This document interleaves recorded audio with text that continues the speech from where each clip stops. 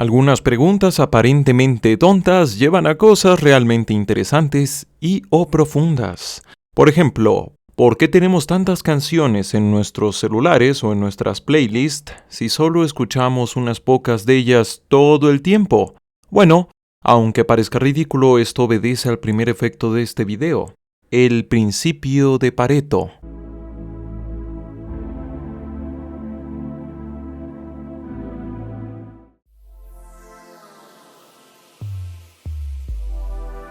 El principio y/o distribución de Pareto, nombrado así por Vilfredo Pareto.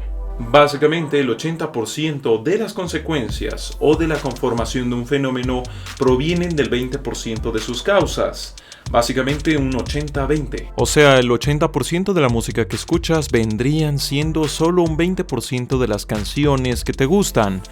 Esta es una distribución estadística, más que nada presente en cuestiones económicas. Que aclarando, por cierto, y muy curiosamente, la economía no solo conlleva cuestiones monetarias, sino también cuestiones de elección basándose en diferentes tipos de valores como la preferencia musical. Esta distribución tampoco es rígida a una distribución de 20-80, también puede llegar a ser 30-70 o 10-90, siendo la idea ambigua y general de que mucho viene causado por poco. Más que ser solo una curiosidad, de hecho tiene utilidad en la gestión de inventarios, marketing y ventas. Por ejemplo, en bodegas se acomodan los lotes con el modelo de análisis ABC, dando prioridad a los productos A, que serían los de mayor valor, pero los que de hecho son los más escasos frente a los demás. Por su lado, en marketing se puede ver que son proporciones menores de clientes los que generan las mayores ganancias en muchos casos. O en YouTube, donde solo una parte pequeña de los suscriptores son los que terminan por ver los videos, esto sin importar la calidad y el tamaño del creador de contenidos. Y bueno, para una persona de a pie como uno, ¿para qué sirve?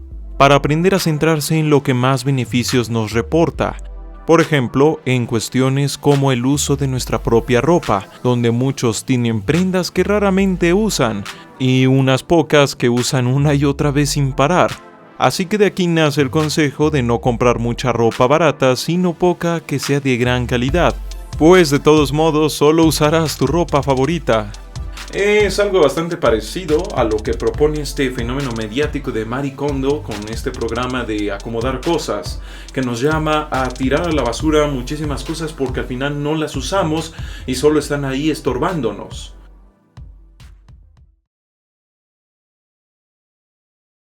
Esta paradoja ya es mucho más seria, fue planteada por William Stanley Gibbons y recalca que entre más se hace eficiente la explotación de un recurso, disminuye su uso inmediato pero aumenta su uso a largo plazo. O de forma muy simple, entre mejores tecnologías creamos para ahorrar más los recursos, más terminamos por gastar estos recursos. Esto no obedece a ninguna cosa mágica, sino de hecho al mercado. Cuando una explotación de un recurso se hace más eficaz, mucho más sujetos e iniciativas se ven llamados a explotarle, pues todo el mundo quiere ganancias de este nuevo modelo que ahora es mucho mejor, por el simple hecho de que como es más efectivo es más fácil que genere más ganancias, y a otros a buscar nuevas formas de explotar esta materia prima o este tipo de recurso. Por fortuna, sí es posible ahorrar en cosas como el consumo energético. Ahí está el efecto Rosenfeld, que se expresa en que el estado de California ha logrado mantener sus niveles de gasto eléctrico desde los años 70, muy a diferencia de lo que ha ocurrido en el resto de Estados Unidos. Esto gracias a los esfuerzos del físico Arthur H. Rosenfeld, quien abogó con conocimiento y con divulgación por el ahorro energético.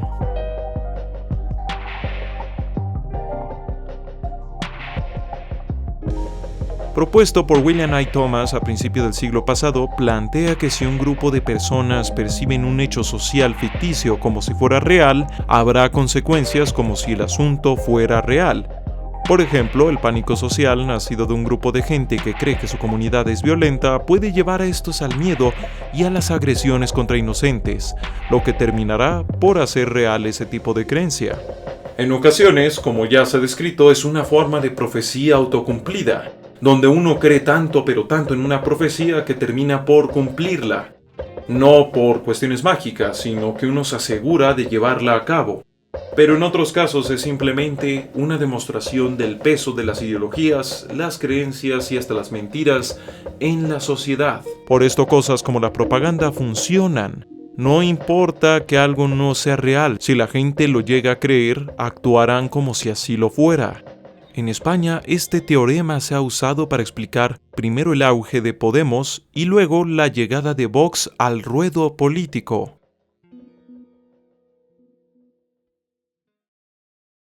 Este principio aplica para las jerarquías, sean de gobierno o privadas, e implica que un empleado ascenderá de puesto sin parar hasta que llegue a uno donde es mediocre y por eso ya no pueda subir más, siendo así entonces que todos llegan hasta el puesto en el cual ya no son suficientes. Básicamente las burocracias y empresas estarían llenas de sujetos que son ascendidos hasta un puesto en que ya no sobresalen, sino que hasta llegan a ser terriblemente malos. El planteamiento más antiguo de esto lo dio Ortega Gasset. Todos los empleados públicos deberían descender a su grado inferior, porque han sido ascendidos hasta volverse incompetentes. Y bueno, ¿esto sería la solución al asunto? No, en realidad los administradores saben que una organización exitosa no debe depender de que tenga la suerte de tener a los mejores, sino de estructuras y mecanismos sólidos, que por sí mismos saquen lo mejor de los miembros de la organización, dejando en segundo plano sus defectos.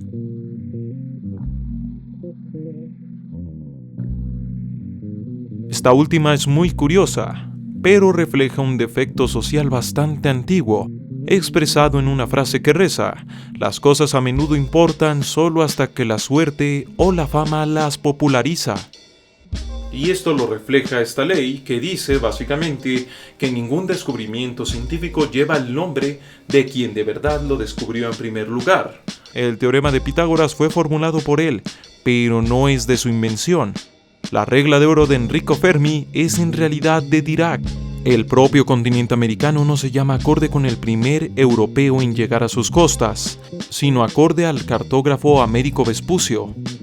Pero ¿la ley de Stigler no sería una contradicción por sí misma? No, de hecho, como reconoció su autor, ya la había planteado Robert K. Merton, que es un sociólogo del que vamos a estar escuchando mucho en este canal en el futuro. En realidad esta ley nos hace entender que muchas veces lo que importa es un tanto la fama, el énfasis y la suerte en lo que conlleva en el reconocimiento de un descubridor y de su descubrimiento. Aquí, por gran fortuna, el asunto no es universal, pero hay muchos ejemplos que sobran y bastan para tenerla como una bonita curiosidad e incluso algo para estudiar. Por ejemplo, hasta aquella famosa frase del pienso luego existo de Descartes fue planteada realmente por filósofos españoles mucho tiempo antes. Así que como consejo de todo esto, si descubres algo muy importante, asegúrate o intenta que sea reconocido adecuadamente. La conclusión de todo esto es que hay muchas cosas divertidas e interesantes que desconocemos. Aprender puede hacerse con un fin netamente lúdico, tal como el sentarse a escuchar música o jugar un videojuego, ponerse a escuchar o ver un documental, leer un libro o simplemente debatir puede ser igual de satisfactorio y estimulante. Yo mismo empecé a leer tanto como hoy leo gracias a un libro que era una antología de cuentos y luego gracias al libro de Rousseau, El contrato social. Uno me mostró que leer no es engorroso y el otro que algo no tiene por qué estar digerido en su explicación para hacerte pasar un buen rato. Realmente nadie sabe cuándo va a encontrarse con algo que le sumerja durante semanas en todo tipo de preguntas estimulantes. Este canal en su principio fue motivado por la búsqueda de ese tipo de conocimientos. Nos faltó un pequeñito detallito. Y eso es que el conocimiento incluso puede llegar a ser bastante útil. Bueno, eso ha sido todo por el momento. Gracias por haber visto este video. Si te ha agradado y si te ha gustado, compartirlo, comentarlo, puntuarlo, pero sobre todo recomendarlo sería de gran ayuda. Sin más por el momento, se despide César Hernández, también conocido como Esquizofrenia Natural. La realidad es frágil.